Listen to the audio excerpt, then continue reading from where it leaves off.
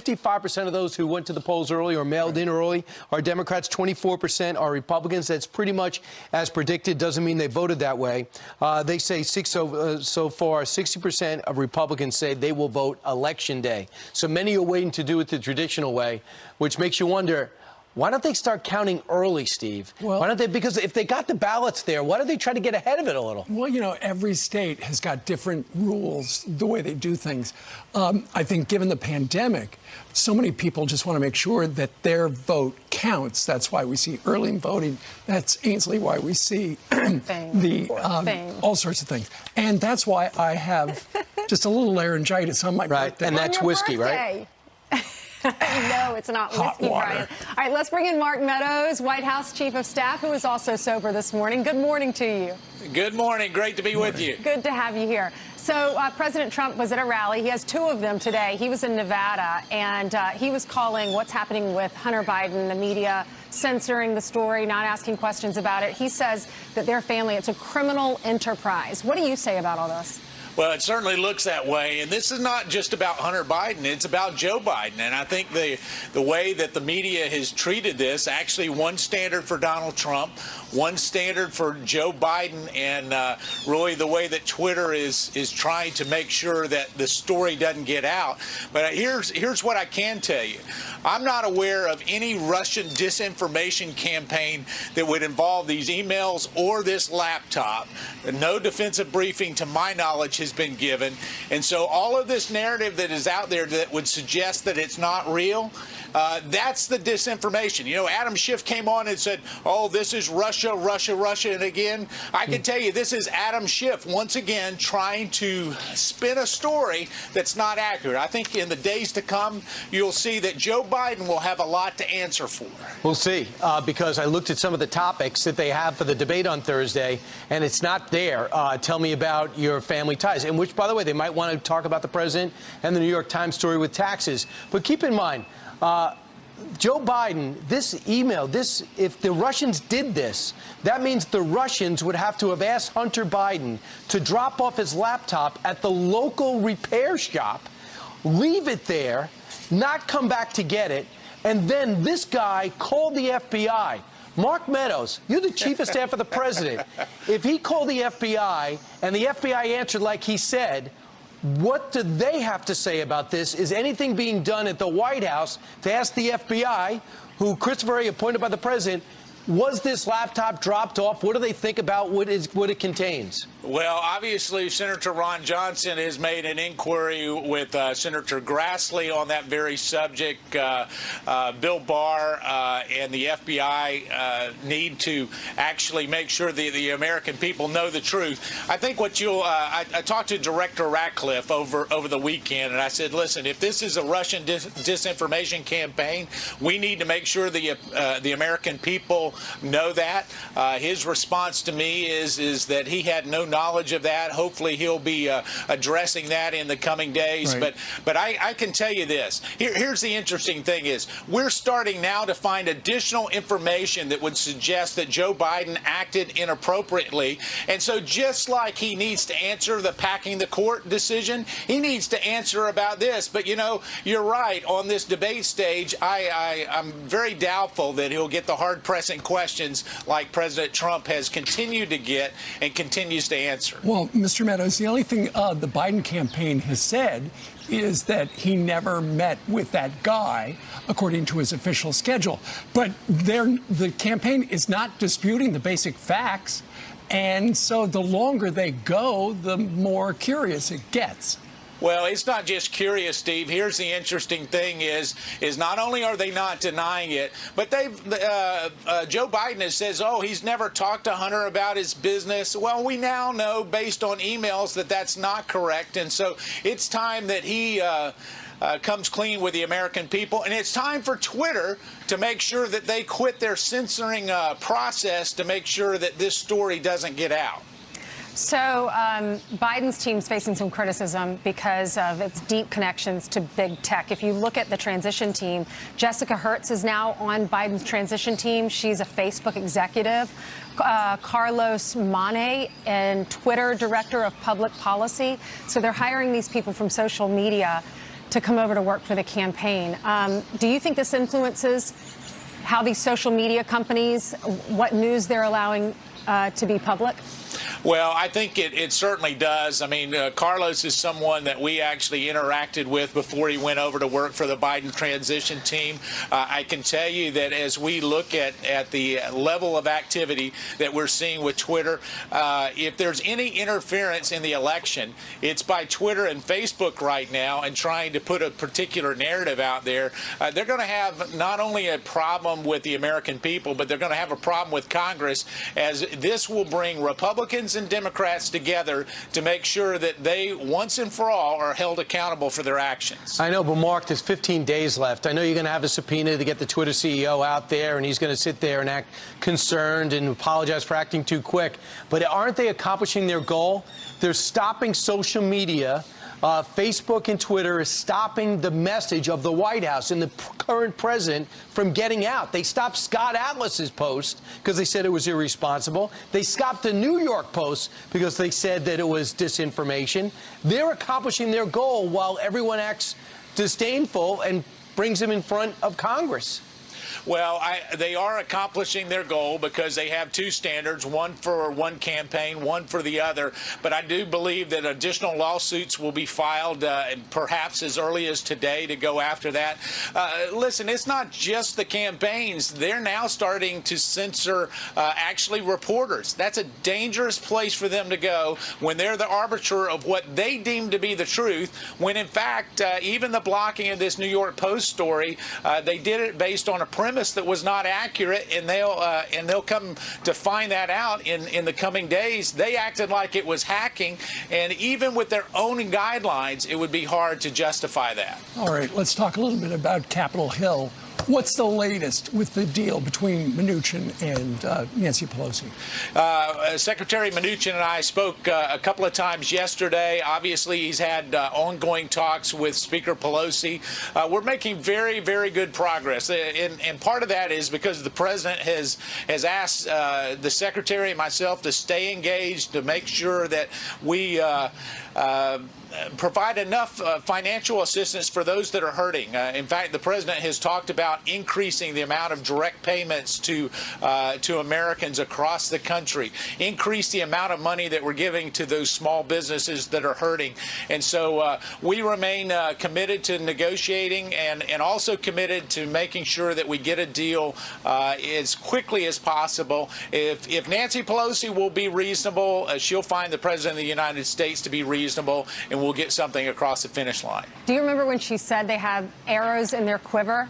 Yeah. They were trying to block Judge Barrett, Coney Barrett, from becoming a justice. Well, she was asked about it, if they're planning on derailing the vote this week. Listen to this.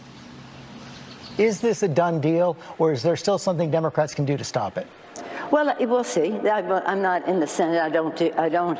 What I'm talking about is how we win this election, because we have to offset whatever the outcome of this, whatever this court may do, and the Congress of the United States can overturn these bad decisions. All right, so what do you think about that? Is she basically saying this is a done deal, there's nothing I can do about it? Well, obviously, we have an extremely well-qualified individual that has been nominated. She's done a tremendous job, continues to answer all of Congress's questions. And so I don't know that there's much they can do procedurally. Right. But what she was hinting at is that after Amy Coney Barrett is confirmed by the Senate, Joe Biden and Congress are going to try to add a number of justices to the Supreme Court so that they can tilt it their way. It's not the way that it should be. It's not the way that the American people expect it to be. You know, this is 9 justices have served us well. You don't add justices just to get your way. And by the way, here's proof of that. Chris Coons, basically, who wants to be Secretary of State if Joe Biden wins. Listen to what he said. Like Joe Biden, I'm not a fan of expanding the court, but we have a few weeks here to see whether there are 4 Republicans who will step back from this precipice. It is the Republican majority that's responsible for racing forward with this extreme, unqualified nominee, unqualified because of her extreme judicial philosophy. We happen to be in the fact pattern where we have a President Biden. Yeah. We'll have to look at what the right steps are to rebalance our federal judiciary. So your mind is open about adding justices to the Supreme Court, yes or no? Just your mind is open? Yes. So that's a yes. That's a yes. Listen, Senator Coons and Joe Biden and all of them, this is the worst kept secret in Washington, D.C. This has nothing to do with a confirmation of a very qualified conservative judge. This has everything to do with trying to get their leftist agenda implemented through the courts, because they can't do it in Congress because they are further left than the American people. Just quick thing on the stimulus package. Mitch McConnell's the one not on board. President wants to go bigger. He's only going to do a skinny bill, $500 billion. That's going to pass the Senate, and it's going to go nowhere. And a lot of people out there are hurting. Nobody wants to spend in deficit spending, but this pandemic has got people flat on their back. Something's got to change. Well, what can you do, Mark, to make it change? I know you don't love spending either. You're conservative by trade. But having said that, this is an extraordinary time. Yeah, the president has been very clear on this particular item, because he's actually believes that there's so many people hurting that we need to lean into this. I've talked to Leader McConnell a couple of times. The reason why the leader is bringing this forward, he says, at least we agree on these principles at $500 billion. Let's get there and build it up. But the other thing he did say is that if the speaker and president can come together in a bipartisan deal, he'll bring it to the floor. It will get a vote, and hopefully we'll get stimulus on the way to the American people. All right. We're watching. All right. Thanks. Mark, thank you. 8:11 now. He was quoted in the New York Times today saying, you can't have it both ways. He says you can't meet your goal to end fossil fuels without ending fracking. What do you say to people like Sean who doubt your denial because they think you want to keep that promise? Tell them the Boilermakers overwhelmingly endorsed me, okay? So the Boilermakers unions endorsed me because I sat down with them and in great detail with the leadership exactly what I would do. Okay.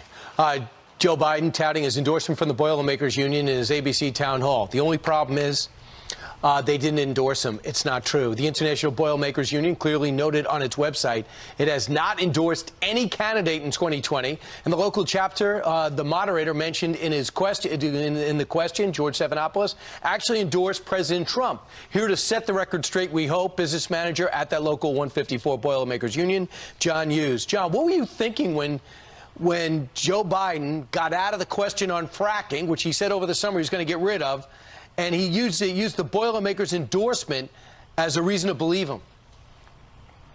Well, I didn't really know what to think, because I knew that there was no endorsement given, so we were quite surprised, and then our phones start blowing up and everybody was calling, so it was quite a surprise. Yeah, so here's the quote from the Biden spokesperson when he saw the fact that you said this and there was pushback on when reality came in.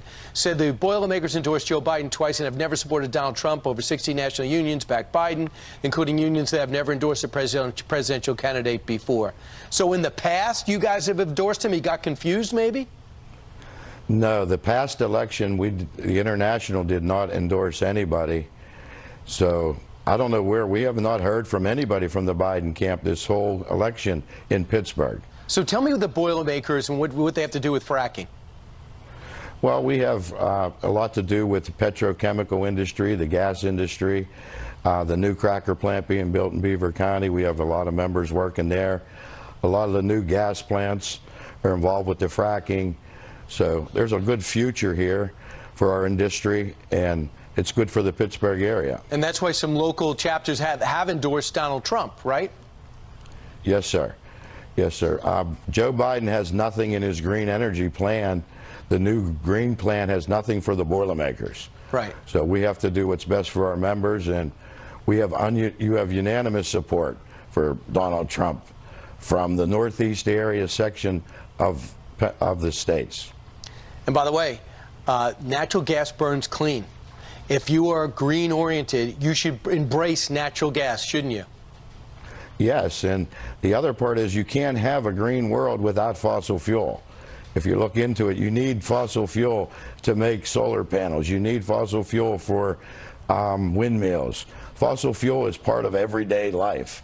So to eliminate fossil fuels, I don't think is possible. Yeah, and when you try to power an electric car, it's usually powered by a coal plant, right? Yes, that is correct. So it's amazing. You're not running from clean air and clean water. You're looking to help. But why destroy your industry along the way? Why does it take for people to get through their heads? Yes, well, I mean, we're Boilermakers, we're outdoorsmen, you know, we're for the environment. We can do it clean. There's carbon capture, sequestration out there, new technologies. If they would just let us do it, you know, our utilities industry, they have done it themselves. They've paid the cost. You know, we have the cleanest right now. We have beat the Paris Accord already. The state of Pennsylvania, we're below all of the emission credits that we need to be already. So if they just leave us alone, leave our industry alone, these are good jobs, you know, sustaining paid jobs. So it's good for this area, it's good for the state of Pennsylvania, and we just don't feel Joe Biden is right for us. Well, yeah, I mean, he wants to get right back into that accord. It means taxpayer dollars going to go to other countries to build up their plants. It makes no sense, especially when we're running the deficit we are, with hardworking people like you pushing us forward, who have made us taking on Saudi Arabia with our oil and gas industry. John, thanks so much for straightening that out. So if Joe Biden uses that, he'll be saying something that is not true. Thanks, John Hughes. Thank you. All right, meanwhile, straight ahead. Polls. Well, I always caution people never get on the polar coaster. We take nothing for granted, and the enthusiasm, Margaret, has been all over the country. We have a lot more work to do, but we're expanding the battlegrounds. We're competing in places like Arizona, Texas, Ohio, Iowa, Georgia, and elsewhere. And that's because we have a candidate who I think is just uniquely qualified to bring people together. We have more work to do, and folks got to get out there and vote. Yeah, wherever that candidate is. Let's bring in Karl Rove, Fox News contributor, former senior advisor and deputy chief of staff to George W. Bush. Are you surprised, Karl, first off, that he's taking his Vice President Biden the next 5 days off? It took Saturday off, too.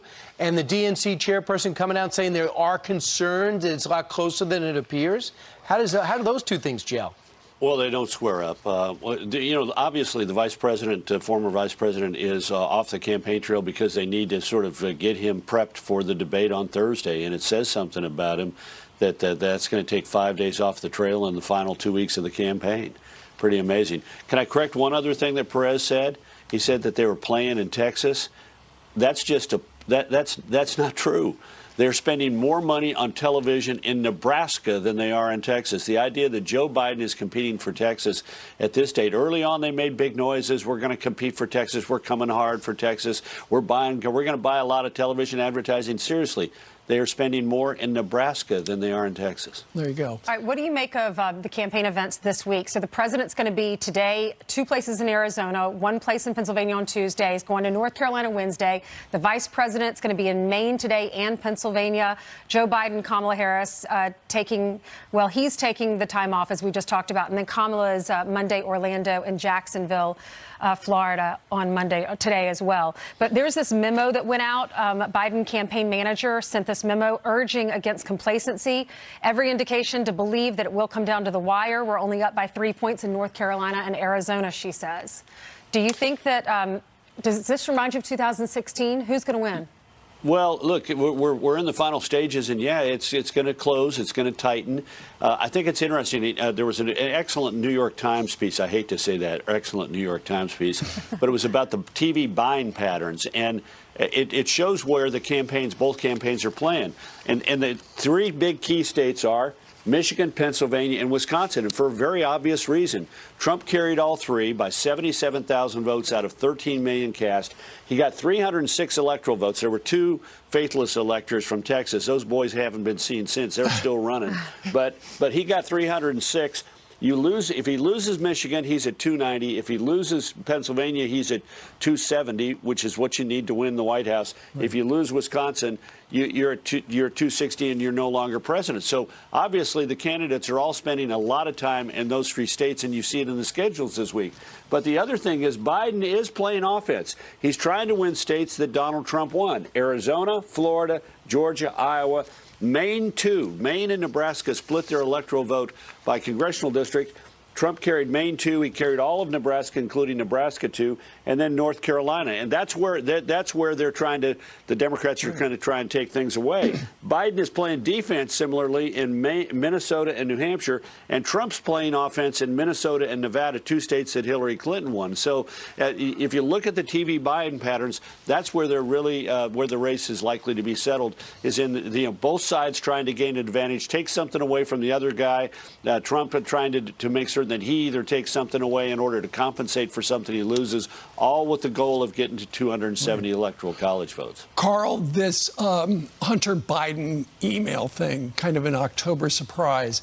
The director of national intelligence, John Ratcliffe, in the last half hour said that the Hunter Biden laptop emails not part of some Russian disinformation campaign, because that's what we've heard people in the mainstream media say. You know, it's all, we've got to investigate if there are ties to Russia. He says there are not. Yeah, this was a direct response to that great font of truth and wisdom, Adam Schiff, who over the weekend said, quote, we know, he said, that this came from Russia. No, we don't know that. In fact, every bit of evidence suggests that this is a laptop. Yeah, the Russians several years ago thought ahead and said, let's have somebody drop off something that looks like Hunter Biden's laptop at a Delaware repair shop. Right. Let's plan that, because 2 years from now or a year and a half from now, we're going to need to have this pop up in the last month of the campaign. I don't think so, Mr. Schiff. I really don't. Carl, real quick, 15 days. The president's going to be doing 2 and 5 events a day. What should the message be? What are the top 3 things the president should be saying? Well, first of all, the economy and the economic recovery, and second of all, the deep contrast between these two men on things like energy and law enforcement and law and order.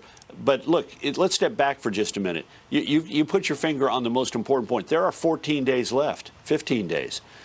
Each day, the president has to, in my opinion, be able to say, this is the message I want to have today. This is the point that I want to drive home. And at the end of the day, my success is going to be evaluated by whether or not the headlines on the evening news and the headlines in the newspaper and the social media is focused on that one big contrast that I wanted to talk about today with Joe Biden.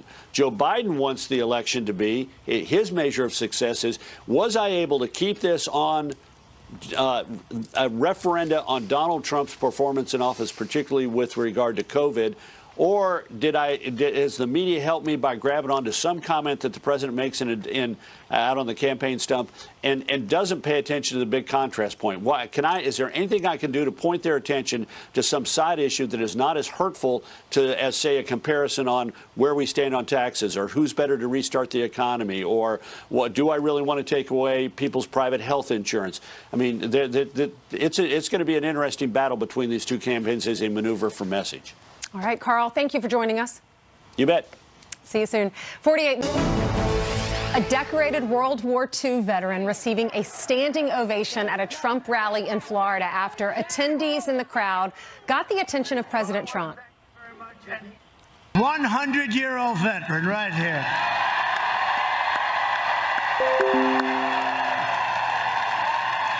Wow.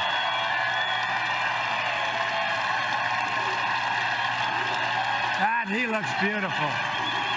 100, huh? Looks better than I do. Joining me now is that World War II veteran, Army Major Jack Hallett. Veterans for Trump Advisory Board member Catherine Gates Skipper, who goes by Cat, and Florida Congressman and former Green Beret Commander Michael Waltz, who also attended that rally. Hi, everyone. Hi. Good morning. Hi. Mr. Hallett, I'll start with you. Tell us the story. What happened? What happened when? At the rally. How did the president know you were in the crowd? Well, there were 2 or 3 people sitting in front of me, and they kept waving signs at him, telling me I was there. And he finally noticed, so he finally noticed, and he told me to stand up. And what am I going to do? When the president says stand up, you stand up. And so that's when it happened, and I stood up. Actually, I'm lucky to be able to stand up, I guess, at this age. So I did. You look incredible. That is amazing. How did that feel after everything you've been through, 100 years, you served our country? How did it feel to be recognized by that many people? It's unbelievable, absolutely unbelievable. I am kind of embarrassed, but it is unbelievable. Thank you. And Kat, you were there as his escort. You're also a veteran. What did it mean to you? It means everything in the world that I can take our veterans and the ones that's gone in front. In fact, they're the ones that lead us to get to where we are today, and it's an honor, especially to bring them in front of their commander-in-chief. It's just a great feeling. Congressman, I saw on your social media account you had a video interviewing him with all the music playing in the background. Why was it important to talk to Mr. Hallett and put that on social media? We know Ainsley Jack, of course, is being humble. He was a fighter pilot in World War II, flew over Normandy, over D-Day, was shot down twice, and dusted himself off and kept going and stayed in the fight for all of our freedoms so that we all wake up every morning in America breathing free air. And these are the types of heroes American children need to be learning about in school, not actors in Hollywood that play heroes, not athletes that kneel before the flag. These are the heroes that we need to be celebrating as a nation.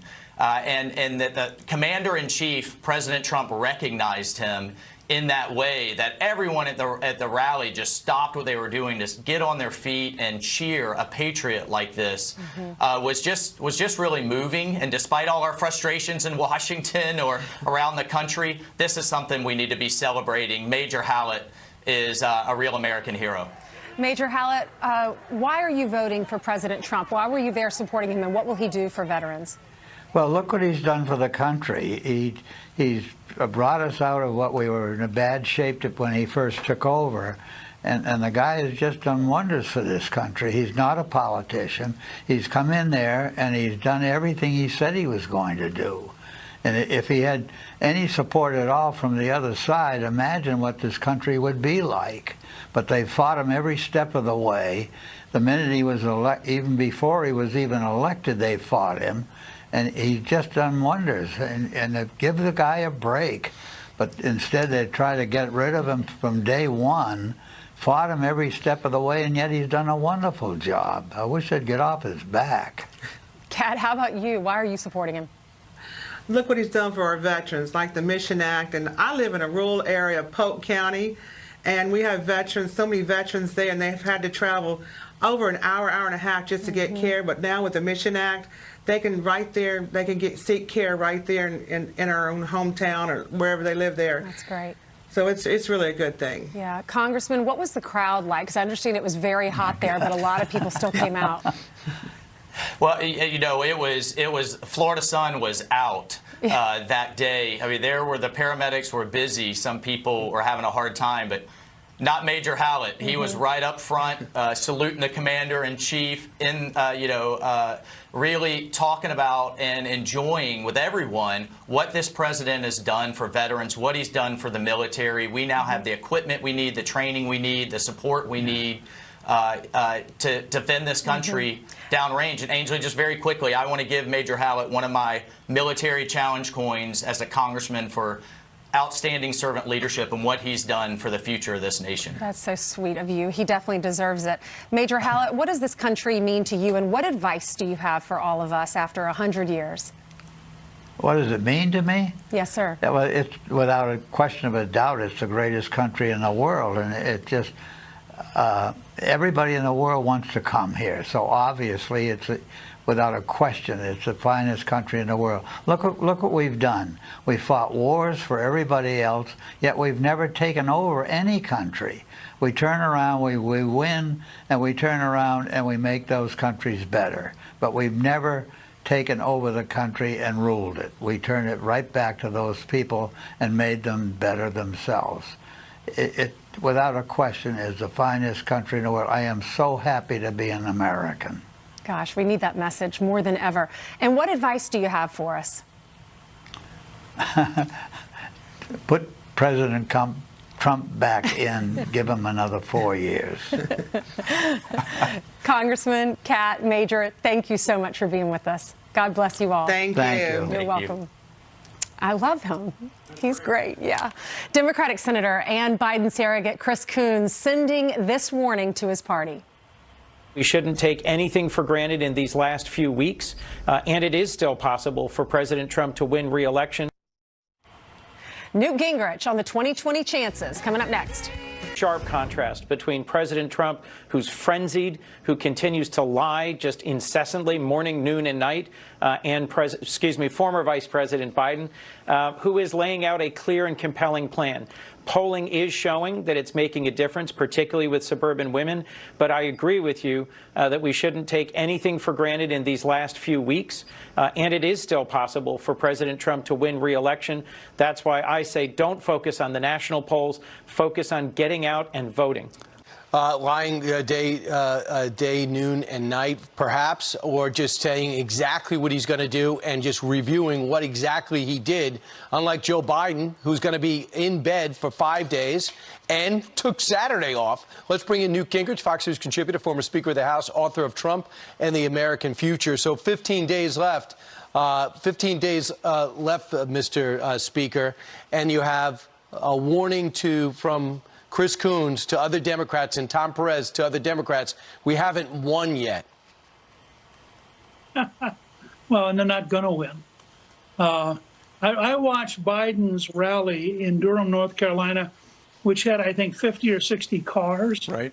People out sitting in their cars.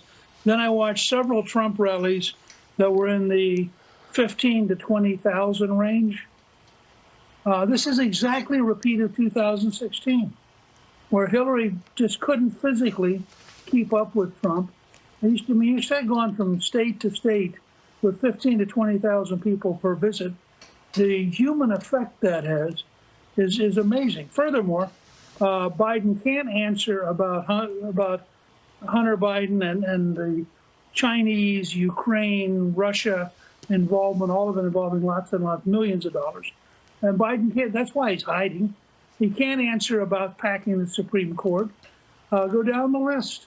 Biden's hope is that the national media will protect him, that Twitter will protect him, and that he will sleepwalk into the White House, where I presume he intends to be president every other day, and allow Kamala Harris to be president the rest of the time. And it's amazing, 3 weeks out, to have a candidate take 5 days off. Mm-hmm. Right. Now, people ought to think about that. And Saturday. What is going on? Well, okay, 6 days off. I'll go with you. It does sound as if he is preparing for the debate. But he was asked a really tough question yesterday. What flavor milkshake did he order? So Thursday is going to be the second and final debate, Newt. What does the president need to do? Well, I mean, my hope is that he will be more like he was with Savannah Guthrie, where he was calm, direct, took her questions, answered them straight on. I thought he was too intense and too aggressive with Chris Wallace. So I hope that they're going to really think it through, go in there. First of all, he ought to let Biden talk some. Biden doesn't help himself talking.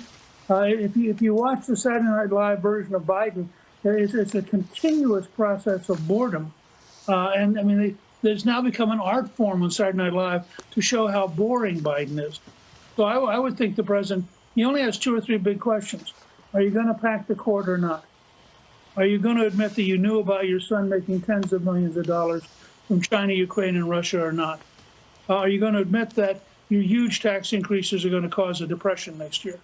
I mean, Trump doesn't have to get across more than 3 or 4 big things in that debate. Then he ought to relax and work on it. But the other thing he should say is, back when I was saving 2 million lives by stopping the flights from China, stopping the flights from Europe, ramping up the production of health equipment, you opposed every step of it. Now you want us to pretend we have amnesia like you, and that you didn't do it. But the truth is, Biden was opposed, as was Pelosi, to every single step Trump took in the first 2 months of the COVID epidemic. When the president took office, he would sit down with Nancy Pelosi. We don't see that anymore. They don't talk anymore because they had some heated exchanges. She said she hadn't talked to him in a year, but she says we can still negotiate and work things out. Here she is. Listen to this.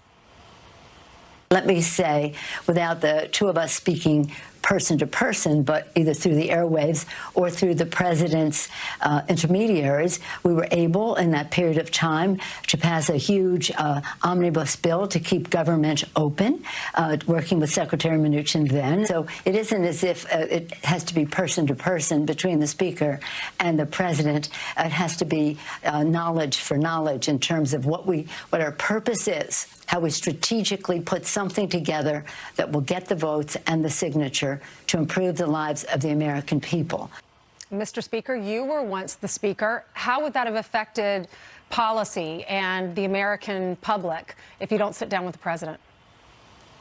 Well, look, I mean, I think in an ideal world, you ought to have a much better relationship, which I had most of the time with President Clinton. We met, I think, 35 days in hammering out a balanced budget. But I think that, frankly, Steve Mnuchin and Mark Meadows have done a pretty good job substituting and having negotiations with Nancy.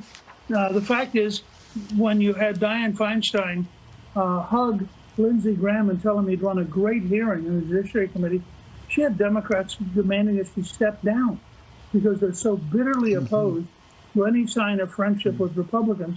And I have to say, if I had been president and somebody ostentatiously tore up the State of the Union that evening, even more than the impeachment and all this other stuff, that level of contempt by her doesn't exactly help create any kind of relationship that's positive. I understand. Mr. Speaker, thanks so much. We'll see if we get something this week on a stimulus package, a rescue package, and we see if we get Amy Coney Barrett out of committee. Thanks so much, Speaker. Great. All right, let's go over to Jillian.